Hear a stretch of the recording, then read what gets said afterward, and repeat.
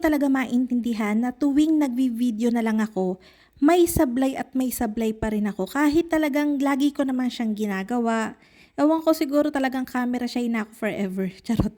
So today ay gagawa tayo ng white forest cake para sa nagmamahal na kokwa. Dito meron akong 7x3 na round pan. Sinapinan ko lang ng parchment paper yung bottom, and dito magsiseparate tayo ng 3 pirasong large na itlog. Yung itlog nyo ay kailangan ay nasa room temperature na para mag-volume yung merang natin. Dito sa ating egg yolks, maglalagay tayo ng 2 tablespoon ng gatas, evap o fresh milk pwede, 2 tablespoon din ng chiffon aid cake oil ng High Cups Marketing Corporation para mas malambot yung magagawa nating chiffon. 1/4 teaspoon ng salt, 2 tablespoon ng sugar, and 1 teaspoon ng vanilla emulco.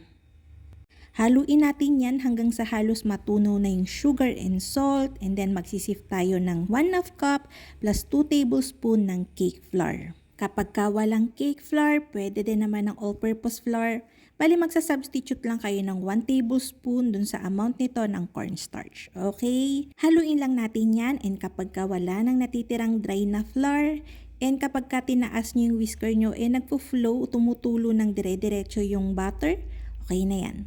Dito naman sa ating egg whites, maglalagay tayo dyan ng 1/2 teaspoon ng baking powder. Yes, yung baking powder natin pwede rin natin pang stabilize ng merang kung walang cream of tartar.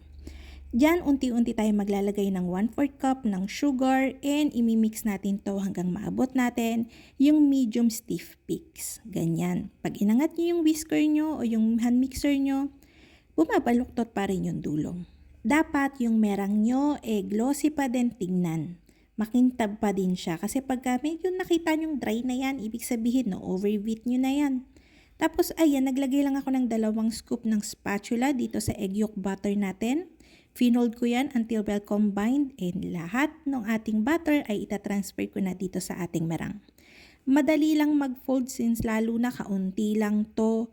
Huwag nyong katagalan. Gumamit kayo ng malapad na spatula. Yun ang pinakamaganda para isang hagod nyo, marami na siyang nadadala. Yan. Wala yung cut.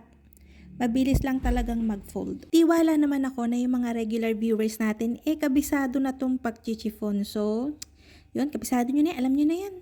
Ita-transfer natin yan na dito sa prepared pan natin. And then, iikutin natin yan para ma-level yung cake, top once, and syempre, naka-preheat na kanina pa yung oven natin. Sa 150 degrees Celsius, isasalang natin yan for 22 to 25 minutes. Huwag kang makulit habang binibake yan, huwag mong buksan ng buksan yung pinto ng oven. Magdabog after mabake para may tagahugas. Charot, hindi. Tinatap ko yan para marilis kagad yung mga steam and hindi mag-shrink yung ating cake. Tinaob ko yan for 10 minutes. And kapag medyo malamig na siya or pwede nyo namang intayin lumamig completely, tatanggalin na natin yan dito sa ating baking pan. Hayaan nyo munang lumamig bago natin slice. Hindi libag yung nasa parchment paper. Yun yung pinangguhit ko para magupit ko siya. Dito meron akong cherry in can pero nasa Tupperware. Kumuha lang ako dyan ng nasa 1/2 cup. And then, dinudurog ko lang siya. Kapag walang cherry, syempre medyo mahal to. Pwede naman ng white chocolate chips ang ipang filling, kaya lang syempre mas masarap to. So, para dun sa ating cream, magtitimbang lang ako dito ng 250 grams ng Magic Whisk. And then, imimix na natin yan. Ito yung ipang filling natin, tsaka frosting. So, ay minix ko lang yan hanggang ma-break yung paste. And tsaka tayo mag-a-add ng water, ice cold water. Napansin ko lang, nung wala pa akong aircon dito sa gawaan ko, nagte 30% lang ako ng water. Pero nung naka-aircon na ako, nakakaangat-angat sa buhay. Hindi, meron naman akong cold room before, kaya lang, hindi ko siya ginagamit kasi tinatamad na akong lumipat-lipat baga ng gawaan tsaka gamit. Kaya pagka may ginagawa ako yung nagsasalang, dito na rin ako nagkikicks nun. So, ayun, share ko lang. Nung naka-aircon na nga ako ngayon, kaya ko na mag 50% and matigas pa din siya, kaya minsan nagdadagdag pa ako. So, yun nga, unti-unti ko nang inad dyan yung 130 grams natin ng ice cold water hanggang maabot ko yung consistency na gusto ko dun sa cream. Okay lang naman na mag-mix kasi wala naman tong overmixing si Magic Whisk. So, dito may isa pa akong bowl. Kukuha ako ng 1/3 part ng cream natin and kasi ito yung pang-filling natin. Dito ko i-add yung kaninang dinurog nating cherry and imimix lang natin yan. Sa mga ginagawa kong cake sa bakery, naniniwala ako na mas maganda yung balance lang.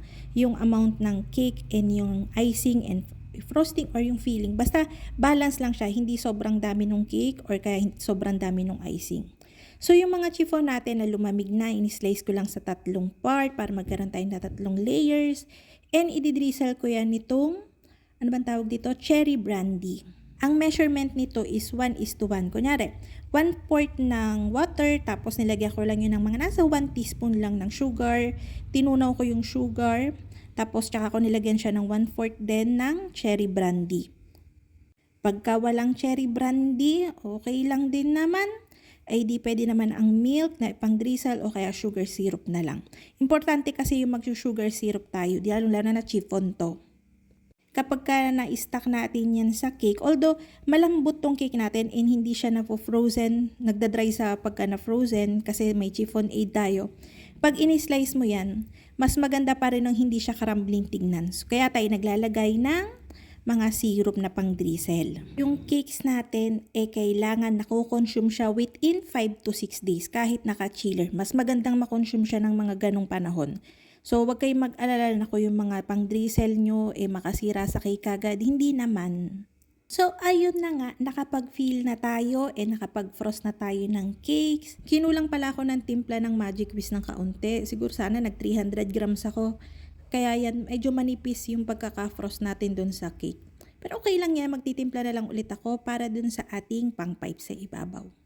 So, ayun, nilagay ko muna yun sa freezer habang nagtitimpla tayo ng ating white chocolate. Kung mapapansin nyo, yung Black Forest cake recipe natin before, laging ganun yung design ko sa mga Black Forest o kasi ibang cake pa. Hindi dahil mas maganda siyang tingnan. Maganda naman tingnan siya talaga, kaya lang mas matipid siya sa chocolate, I swear. So dyan, kumuha lang ako ng 120 to 150 grams ng white chocolate. Chinap ko yan ng maliliit and tinunaw ko na sa microwave. So pagka completely tunaw na siya, tatransfer ko na yan dito sa piping bag.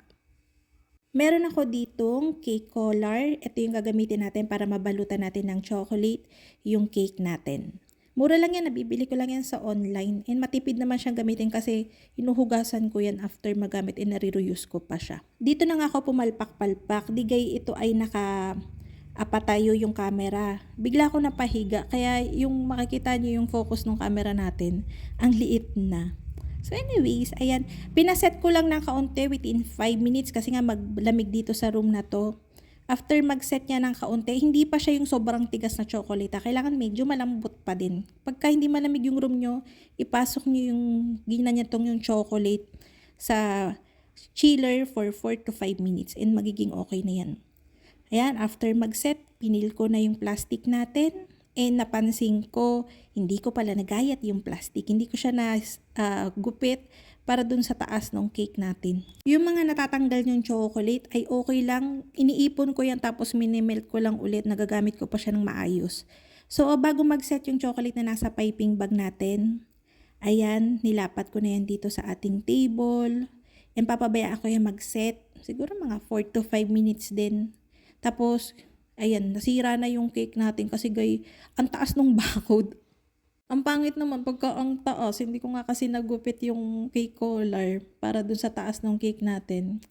Ewan ko, baga nakakalimutan ko. Tapos ayan na nga, tinatamad-tamad na ako dyan kay ang pangit nga nung kanilabasan ng cake, basag-basag na yung chocolate. Kaya ito, kahit hindi pa nakaset yung ating nilapat dun sa table, ay nirolyo ko na.